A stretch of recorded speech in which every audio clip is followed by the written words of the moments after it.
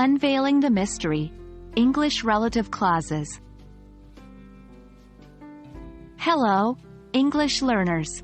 Today, we are diving into an essential component of English grammar, relative clauses. These magical structures can add more depth and complexity to your sentences, and we'll be learning all about them in this video. Let's get started. Relative clauses, in simple terms, are clauses that add extra information about a noun, a person, a thing, or a place, without starting a new sentence. They help in making our communication more efficient and precise. To make this concept clearer, consider the following sentence. John, who is wearing a blue shirt, is my brother.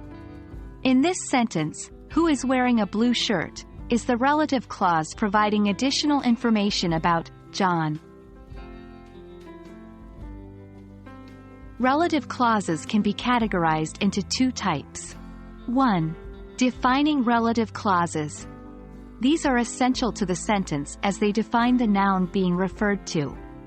For instance, in the sentence, the man who lives next door is a doctor, the relative clause, who lives next door, is essential to know which man we're talking about. 2. Non-defining relative clauses. These provide extra information about the noun, but the sentence still makes sense without them. For example, in my brother, who lives in New York, is a teacher, the relative clause, who lives in New York, is not essential to know who is being referred to.